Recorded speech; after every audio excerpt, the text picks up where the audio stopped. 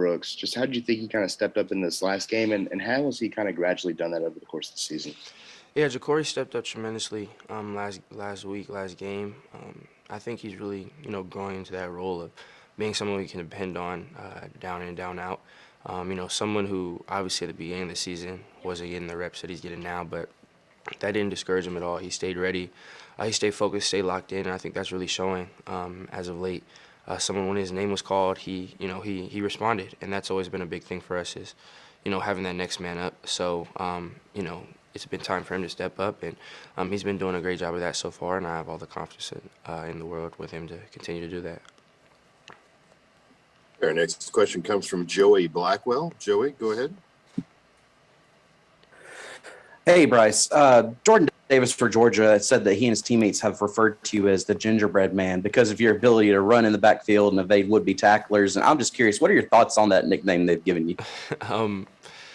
I mean, I hadn't heard that until now, but I guess take it as a compliment. But that stuff you can't control. We know how good that front seven is. We have a ton of respect for them. That box, the entire defense. We understand the challenge that's at hand. So there's a respect factor there. So we have respect. It's just on us to to prepare during the week to put ourselves in the best position to be successful, and then execute when the time comes.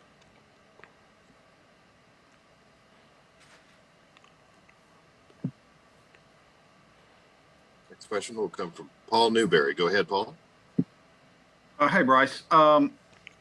Generally, what is it, the secret to Coach Saban that allows him, a guy who's, almost 50 years or 50 years older than a lot of the guys he's coaching, to be able to relate to them and get them to listen to him and do what he wants? Obviously, it seems like would be a big part of his success to stay this good for this long. And do you remember anything just personally when you were being recruited by him, what drew you to not just Alabama and the winning, but him personally from talking to you? Yeah, I think it starts all with the respect that we have for him. Obviously, what he's produced throughout his entire career, what he's meant to, this program, to the state.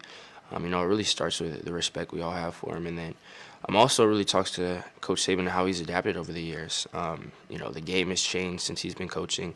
The players, the landscape of college football in general has changed. And for him to, be able to adapt, multiple times throughout his career, that's not easy for guys who have been doing it so long. And for him to have all the success he's had and then still be able to adapt and, kind of change, how he approaches everything. We see that, we recognize that, and that means a lot for us. And for me in recruiting, what really stuck out was how real he was. He never, some coaches can make you promises in recruiting, and, once you really understand it and start to think about it, nothing's promised in recruiting. And, when you start to hear those promises, it starts to become a little bit of a red flag, knowing that, hearing a coach promise you this or that when, you've heard it might not be like that when you get there. Coach Saban was always direct with me. He never promised me anything. He only promised me opportunities to compete. He had told me from the jump in recruiting that this wasn't a place for everyone, and exactly the type of player and person that he was looking for and that he knows thrives in this organization. And that was the person and player that I strive to be. So he was always honest, always real with me in recruiting, and that's something that really stuck with me and really separated this place from every other place in the country. Our next question comes from Nick Kelly. Go ahead, Nick. Hey, Bryce. Obviously, Alabama's had quite a run at quarterback with Mac, Tua, yourself. Have you heard from those guys at all during this kind of crazy month you've had, and if so, what's been the message from them? Yeah, I had heard from, and like you said, there's such a rich quarterback history here. I've heard from, I talked to Mac not too long ago, a couple of days ago, and him just telling me to keep going, to finish, to lock in and all that. It's just to make sure that we finish everything off right, and to have to hear from Mac, really on a regular basis, and just to have that, that respect from the other guys in the past. For me that means a lot. Coming here, I understood the rich quarterback history. Being able to watch Mac last year, I really got to see what it was like, being right next to him. So, carrying on that legacy and doing what I can to, improve it. That means a lot to me, and I take a lot of pride in that. And I think all those quarterbacks understand, being here and what our goal is as a team. So, kind of being able to tap into that and feed into that, knowing that, winning this game is always the goal for us at this program. So, just being able to feed off of that means a lot. Next question will come from Ralph Russo. Go ahead, Ralph.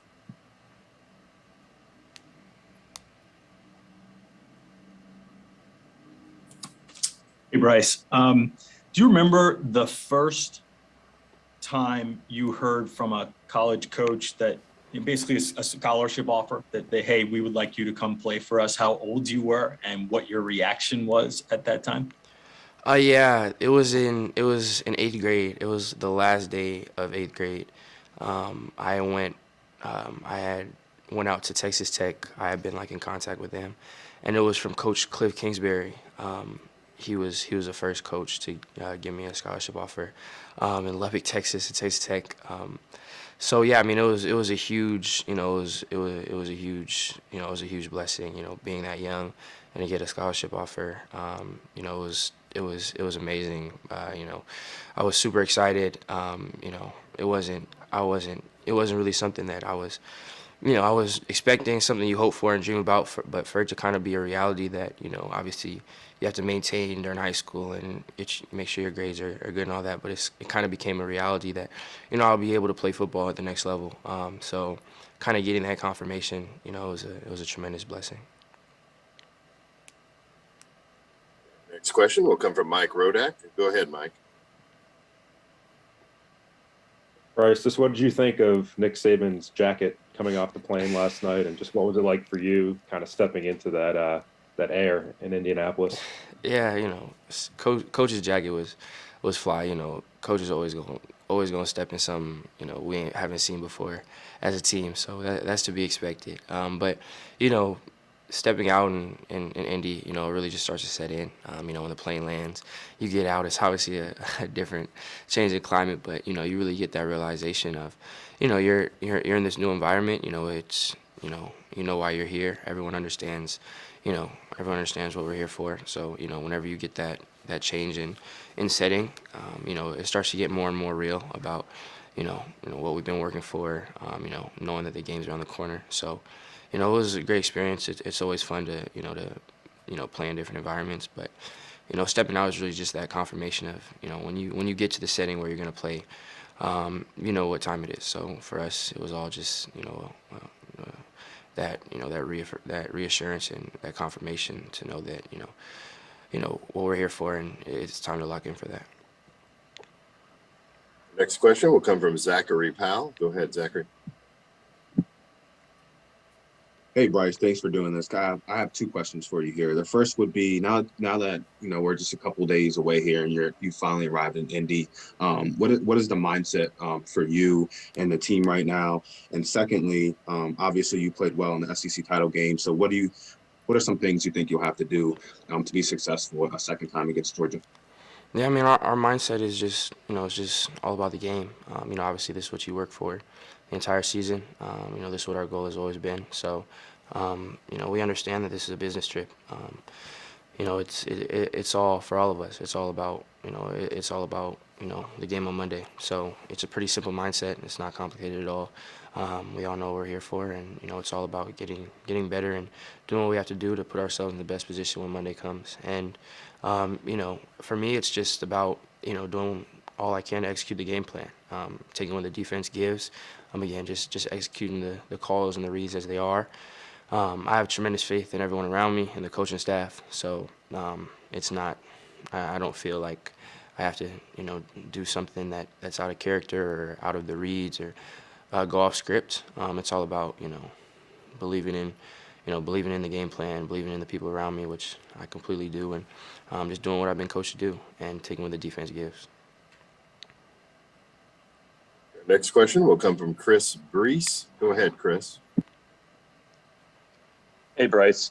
So we just talked with Will Anderson a few minutes ago, and I was asking him about, his thoughts on that social media phenomenon going on with that karate emoji. And he claims that he has no idea what any of that's about. Celebration. He says it's an offensive thing. Is he lying? Number one, does he know what it is? And how do you feel about that whole thing spreading like wildfire? The like just the celebrations in the end zone. He claims he has no idea that that's an offensive thing and he doesn't know why you guys do it. Oh, the celebrations. I mean, I believe him if he says it. That's kind of been our thing throughout the year. Those Karate Kid celebrations. So, I mean, I believe him if he said it. I don't think he has a reason to lie. But yeah, I mean, yeah, I can see it. He's probably on the sideline. No, Will, he's on the sideline, fire someone up or locked it when we're out there. So yeah, if he says it, I believe it. Our next question will come from Joe Will. Go ahead, Joe.